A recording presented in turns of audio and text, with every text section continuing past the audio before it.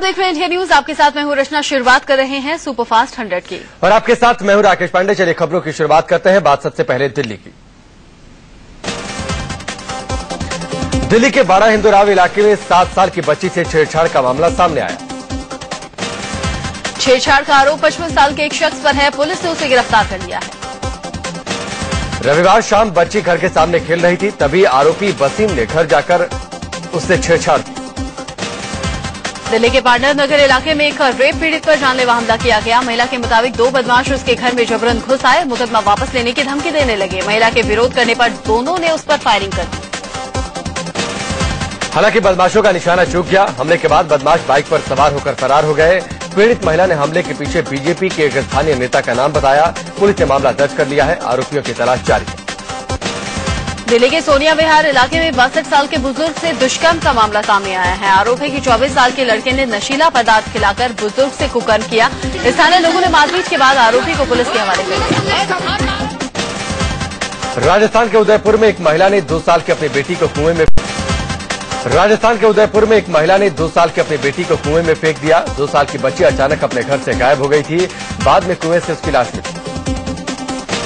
Police ने आरोपी महिला को गिरफ्तार कर लिया है। पुलिस के मुताबिक आरोपी महिला के पहले 3 बेटियां थी। महिला को जब पता चला कि उसके घर में बेटी पल रही है तो उसने 2 साल की बेटी को कुएं में फेंक दिया। मुंबई के घाटकोपर में एक फैक्ट्री मालिक ने 11 साल के एक बच्चे को बुरी तरह पीटा। इस बच्चे को चलने फिरने में दिक्कत हो रही है। वो पैंट के जिप बनाने वाली फैक्ट्री में काम करता है। बताया जाता है कि फैक्ट्री में काम करते वक्त उससे 400 रुपए का नुकसान हो गया। इसी बात से गुस्सा होकर फैक्ट्री मालिक ने बच्चे को बेरहमी से पीटा। पुलिस ने आरोपी मालिक को गिरफ्तार कर लिया है। गुजरात के भरूच में एक नाबालिग लड़की से यौन शोषण का मामला सामने आया। मामले का खुलासा तब हुआ जब लड़की गर्भवती हो गई। लड़की की हालत नाजुक है। पकड़े जाने के डर से आरोपी फरार है। लखनऊ के पारा इलाके में 22 अक्टूबर को मिली महिला की लाश की पहचान पुलिस ने कर ली है। महिला हरदोई जिले की रहने वाली थी। गैंगरेप के बाद उसकी हत्या कर दी गई। मामले में कई संदिग्ध पुलिस हिरासत में है, जिनसे पूछताछ चल रही है।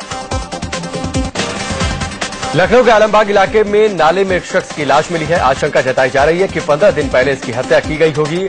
लाश की शिनाख्त नहीं हो पाई है। पुलिस पोस्टमार्टम रिपोर्ट का इंतजार कर रही है।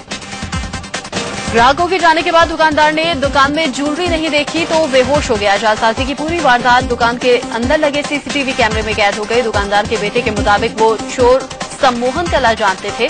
पुलिस मामले की जांच कर रही है।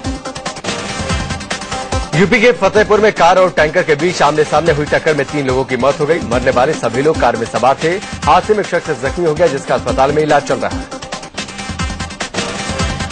मध्य प्रदेश के खंडवा में भीषण सड़क हादसे में 8 लोगों की मौत हो गई, जबकि 7 लोग गंभीर रूप से जख्मी हो गए। घायलों को अस्पताल में भर्ती करवाया गया है। एक बेकाबू ट्रक ने जीप को जोरदार टक्कर मार दी, जिससे जीप में बैठे लोगों पर कहर टूट पड़ा। सभी सवार लोग जलगांव से ओंकारेश्वर दर्शन के लिए जा रहे थे। गुजरात के जामनगर में रिफाइनरी के अंदर एक डंपर पलटने से 2 लोगों की जान चली गई। इस हादसे में 8 मजदूर जख्मी हो गए, जिन्हें सरकारी अस्पताल में भर्ती करवाया गया है। गाजियाबाद में एक ज्वेलरी कारोबारी को सम्मोहित कर लाखों रुपए के जेवरात चोरी करने का मामला सामने आया है। दुकान में ग्राहक बनकर घुसे 2 लोगों ने दुकानदार के सामने से कीमती जेवरात उड़ा दिए। लखनऊ के काकोरी इलाके में कई दिन से आतंक मचाए हुए तेंदुआ सीसीटीवी में कैद हो गया। अभी वन विभाग के अधिकारी कुछ भी बोलने से कतरा रहे हैं। दिल्ली के जामा मस्जिद में शाही इमाम सैयद अहमद बुखारी पर एक शख्स ने नमाज के बाद बोतल फेंकी। पुलिस ने आरोपी को गिरफ्तार कर लिया। शाही इमाम सैयद अहमद बुखारी के भाई तारिक बुखारी ने इस मामले को हमले से जोड़कर देखा है। तो यकीनन ये एक बहुत बड़ी प्लानिंग से कोई शख्स आया था, जान लेने के लिए ही आया था। मिट्टी का तेल छिड़कने, उसके बाद वो आग लगाने की भी कोशिश की। केंद्र सरकार आज विदेशी बैंकों में काला धन रखने वालों के नाम का खुलासा कर सकती है। सुप्रीम कोर्ट को पहली लिस्ट दे सकती है। सरकार हलफनामा दायर कर सीलबंद लिफाफे में 136 लोगों के नाम सुप्रीम कोर्ट में रखेगी। वहीं राम जेठमलानी सरकार की उस अर्जी को खारिज करने की मांग कर सकते हैं, जिसमें लिंकेस्टाइन बैंक से मिली सूचना सार्वजनिक करने वाले आदेश को रद्द करने की बात है। औद्योगिक संगठन एसोचैम काला धन रखने वालों के नाम हड़बड़ी में उजागर करने के खिलाफ है। एसोचैम ने कहा कि सरकार को नामों का खुलासा नहीं करना चाहिए, क्योंकि इससे टैक्स संधियों पर असर पड़ेगा। करीब 3/4 सांसदों ने लोकसभा सचिवालय में अपनी संपत्ति और देनदारी का ब्यौरा नहीं दिया है। सोनिया गांधी, राहुल गांधी और बीजेपी के वरिष्ठ नेता लालकृष्ण आडवाणी ने ब्यौरा नहीं दिया है। इसके अलावा मोदी के मंत्री राजनाथ सिंह, सुषमा स्वराज, उमा भारती और नितिन गडकरी ने भी अभी तक ब्यौरा नहीं दिया है। आरटीआई से मिली जानकारी के मुताबिक ब्यौरा नहीं जमा करने वालों में बीजेपी के 209 और कांग्रेस के 31 सांसद हैं। नियम के मुताबिक शपथ लेने के 90 दिनों के अंदर ब्यौरा देना जरूरी है। सूत्रों के मुताबिक आज संसद के शीतकालीन सत्र को लेकर अहम बैठक हो सकती है। गृह मंत्री राजनाथ सिंह की अध्यक्षता वाली cabinet committee on parliamentary affairs सत्र की समय सारणी तय करेगी। आम आदमी पार्टी नेता अरविंद केजरीवाल आज सुबह 11 बजे के करीब इलेक्शन कमीशन से मिलकर बीजेपी की शिकायत करेंगे। केजरीवाल ने बीजेपी पर फर्जी वोटर तैयार करने का भी आरोप लगाया। आम आदमी पार्टी के संयोजक और दिल्ली के पूर्व मुख्यमंत्री अरविंद केजरीवाल ने दिल्ली में होने वाले उपचुनाव पर कहा कि उनकी पार्टी चुनाव के लिए तैयार है। वहीं केजरीवाल ने कहा कि बीजेपी दिल्ली में चुनाव कराने में रोड़े डाल रही है, क्योंकि बीजेपी के इंटरनल सर्वे में वो चुनाव हार रही है। महाराष्ट्र में सीएम के तौर पर शिवसेना ने गडकरी का समर्थन किया। सामना में फडणवीस से बेहतर गडकरी को बताया। इसके अलावा मोदी और शाह की भी तारीफ की। बीजेपी नेता विनोद तावड़े ने इंडिया न्यूज से कहा कि बीजेपी विधायक शिवसेना के साथ ही सरकार बनाना चाहते हैं। हालांकि विनोद तावड़े ने कहा कि इसके लिए शिवसेना को बिना किसी शर्त के आगे आना चाहिए।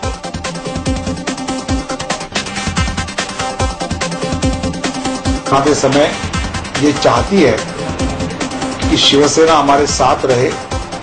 हम पहले मन से इकट्ठा आए, कौन से डिपार्टमेंट्स, कौन से पोर्टफोलियोज, कितना मिनिस्ट्री, विधानसभा अध्यक्ष पद चाहिए नहीं चाहिए, ये बातें बाद में आती है। वहीं बीजेपी नेता और केंद्रीय मंत्री राव साहेब धानवे ने संकेत दिए हैं कि बीजेपी शिवसेना के साथ ही मिलकर सरकार बनाएगी। और जो हमारी हाईकमांड है वो शिवसेना से बात उनकी जारी है। जल्दी कुछ पॉजिटिव उस चर्चा में। बीजेपी नेता एकनाथ खड़से के हवाले से खबर है कि 28 अक्टूबर को बीजेपी विधायक दल की बैठक होगी, जिसमें मुख्यमंत्री के नाम का ऐलान होगा। मौके पर राजनाथ और नड्डा भी मौजूद रहेंगे।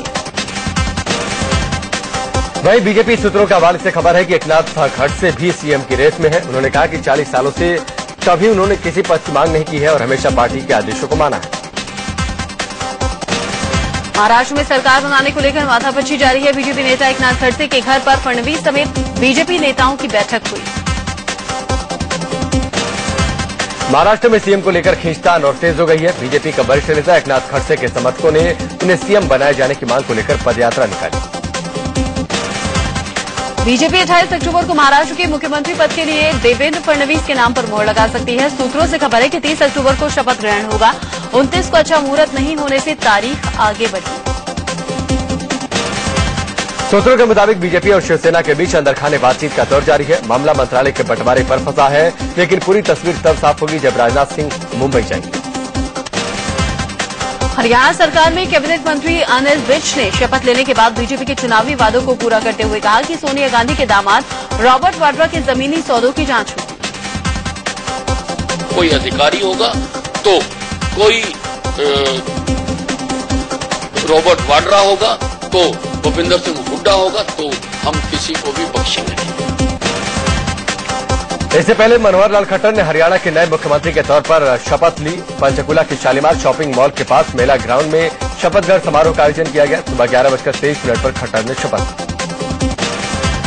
खट्टर के बाद 6 विधायकों को कैबिनेट मंत्रियों के तौर पर शपथ दिलाई गई। साथ ही 3 विधायकों ने राज्य मंत्रियों के तौर पर पद और गोपनीयता की शपथ ली।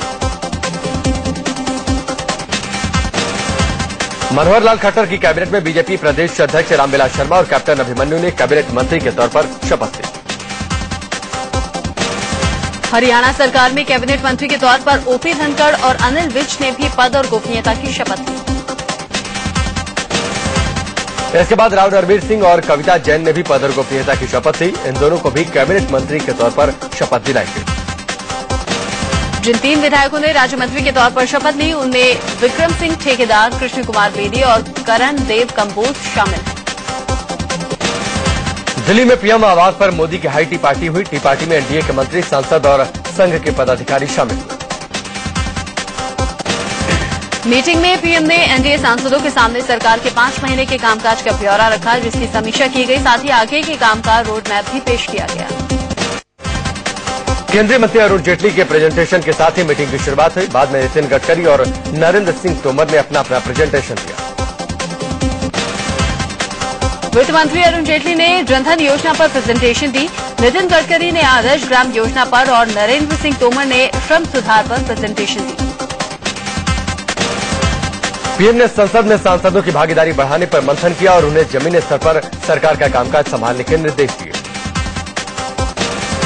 हाईटी पार्टी में बीजेपी के वरिष्ठ नेता लालकृष्ण आडवाणी ने सभी सांसदों को प्रोत्साहित किया। आडवाणी ने सरकार के कामकाज की तारीफ की। पीएम के इस पार्टी में शिवसेना के सांसद भी शामिल हुए, लेकिन शिवसेना प्रमुख उद्धव ठाकरे शामिल नहीं हुए। बताया जा रहा है कि मीटिंग में महाराष्ट्र में सरकार बनाने को लेकर कोई चर्चा नहीं हुई। धमाके की जांच के लिए आज बर्धमान जाएंगे राष्ट्रीय सुरक्षा सलाहकार अजीत डोभाल। जांच में सामने आया था अलकायदा से लिंक की बात 2 अक्टूबर को ब्लास्ट हुआ था। पीएम मोदी ने अमेरिका की पूर्व विदेश मंत्री हिलेरी क्लिंटन को 67वें जन्मदिन की बधाई दी है। पीएम ने ट्वीट किया कि भगवान हिलेरी को लंबी उम्र और अच्छी सेहत से नवाजे। हुदूद के बाद नीलोफर नाम का तूफान तबाही मचाने को तैयार है। सरकार ने अलर्ट जारी कर दिया है। अरब सागर में बन रहा नीलोफर अगले 36 घंटों में गुजरात के कच्छ से टकरा सकता है।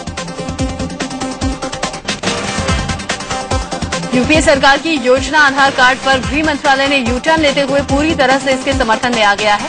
मंत्रालय का मानना है कि ये लोगों को कहीं भी कभी भी और किसी भी तरह से सहूलियत देने वाला है। उत्तराखंड के सीएम हरीश रावत दिल्ली में पीएम मोदी से आज मुलाकात करेंगे। वो गोमुख से हरिद्वार तक गंगा की सफाई का खाका भी पेश करेंगे।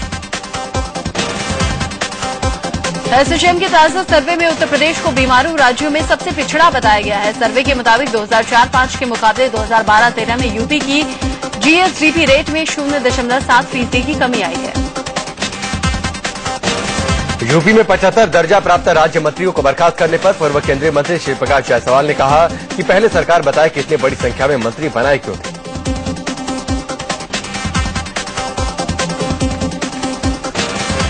ब्रेक के बाद बाकी खबरों की शुरुआत। आज नहाय खाए के साथ ही आशा त्याग और विश्वास का महापर्व छठ शुरू हो रहा है। मंगलवार को व्रत रखने वाले खरना का प्रसाद ग्रहण करेंगे, जिसके बाद 48 घंटे का निर्जला व्रत शुरू होगा। 29 अक्टूबर को डूबते सूर्य को और 30 अक्टूबर को उगते सूर्य को अर्घ्य के साथ ही व्रत संपन्न हो जाएगा। छठ की तैयारी में मुस्लिम महिलाएं भी जोर शोर से जुटी हुई हैं। पटना में कई मुस्लिम महिलाओं ने गंगा घाटों की झाड़ू से सफाई की। छठ के मौके पर ये महिलाएं सहयोग के लिए हमेशा तैयार रहती हैं। नोएडा के सेक्टर 21 में छठ के मौके पर रंगारंग कार्यक्रम का आयोजन किया गया। इस मौके पर मनोज तिवारी ने अपनी आवाज से दर्शकों का मन मोह लिया। इस मौके पर भोजपुरी सिंगर देवी ने अपनी मधुर आवाज से दर्शकों का दिल जीत लिया।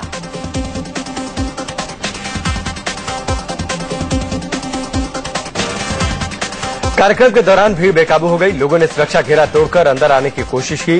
इस दौरान उनकी पुलिस से धक्का मुक्की भी हुई। हंगामा शांत करने में पुलिस के पसीने छूट गए। बाबा केदार की डोली केदारनाथ से गुप्तकाशी के विश्वनाथ मंदिर लाई गई। आज डोली शीतकालीन गद्दी स्थल ओंकारेश्वर मंदिर पहुंचेगी।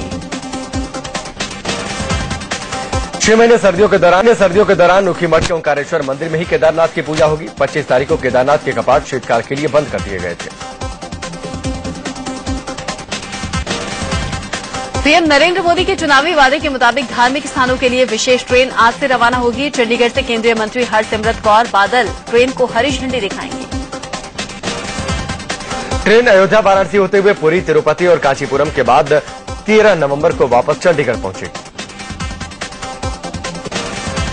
पंजाब के लुधियाना में एक तेज रफ्तार लग्जरी कार बेकाबू होकर पेड़ से टकरा गई। हादसे में कार सवार 2 लोगों की जान चली गई, जबकि एक जख्मी हो गया।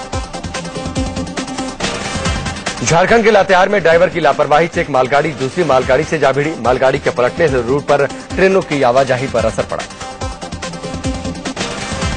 यूपी के गोरखपुर में एसपी कार्यकर्ताओं ने रेल मंत्री का पुतला फूंककर विरोध प्रदर्शन किया। एसपी कार्यकर्ता ट्रेनों में लूटपाट की बढ़ती घटनाओं से नाराज हैं। इंडिया अगेंस्ट करप्शन के फाउंडर मेंबर और टीम अन्ना के अहम सदस्य रहे मुफ्ती शमून काजमी ने उत्तराखंड सरकार पर खनन माफियाओं को संरक्षण देने का आरोप लगाया। दिल्ली के लक्ष्मीनगर इलाके में पुलिस ने छापा मारकर सेक्स रैकेट का खुलासा किया। पुलिस ने एक घर से 2 लड़कियों को गिरफ्तार किया। बताया जा रहा है कि यहां करीब 3 साल से हाई प्रोफाइल सेक्स रैकेट चलाया जा रहा था। पुलिस ने बाकी आरोपियों की तलाश भी तेज कर दी है। बिहार के नालंदा में दहेज नहीं मिलने से नाराज एक शख्स ने दुबई से फोन पर ही अपनी पत्नी को तलाक दे दिया। हैरानी इस बात की है कि काजी भी इस तलाक पर मोहर लगा रहे हैं। पीड़िता के मुताबिक ससुराल वालों ने कुछ दिनों पहले उसे बेरहमी से पीटा था। बाद में 2 लाख रुपए और 5 तोला सोने की मांग की थी, जिसे पूरा नहीं करने पर शादाब ने फोन पर ही अपनी पत्नी को तलाक दे दी। कानपुर में एक घर से लाखों रुपए की चोरी की वारदात सामने आई है। वारदात को तब अंजाम दिया गया जब घर के लोग अपने जानकार के यहां दिवाली मनाने गए थे। 60,000 कैश और 10 लाख रुपए के गहने घर से गायब हैं। चोर घर की छत से अंदर दाखिल हुए थे। गुजरात के वडोदरा में एक म्यूजियम से चोर 2 रिवॉल्वर उड़ा ले गए। चोर खिड़की के शीशे तोड़कर म्यूजियम में दाखिल हुए थे। इस चोरी से म्यूजियम प्रशासन और पुलिस तंग है। मामले की जांच जारी है। ब्रेक के बाद बाकी खबरों की शुरुआत। सीएम अखिलेश यादव आज कन्नौज में किसानों के कार्यक्रम में शामिल होंगे। कार्यक्रम में आलू उपजाने वाले किसानों को नीदरलैंड के कृषि वैज्ञानिक ट्रेनिंग देंगे। ट्रेनिंग का कार्यक्रम 2 दिनों तक चलेगा। यूपी की राजधानी लखनऊ में इस बार मुहर्रम के जुलूस पर आसमान से निगाह रखी जाएगी। इसको लेकर लखनऊ प्रशासन ने आज से ड्रोन कैमरे के जरिए निगरानी शुरू कर दी है। विराट कोहली बिलावल भुट्टो पर लंदन में अंडे, टमाटर और बोतलों से हमला हुआ। पुलिस ने कड़ी सुरक्षा के बीच बिलावल को प्रदर्शनकारियों के बीच से हटाया। प्रदर्शनकारी गो बैक बिलावल के नारे लगा रहे थे और हाथों में जो कुछ भी था स्टेज की तरफ फेंक रहे थे। वाकया उस वक्त का है जब बिलावल लंदन में एक रैली को संबोधित करने के लिए सामने आए। बिलावल को देखते ही वहां जुटे हुए लोग चिल्लाने लगे और हाथ में जो कुछ भी था वो स्टेज पर फेंकने लगे। इसके बाद वहां बिलावल समर्थक और विरोधियों के बीच में झड़प शुरू हो गई।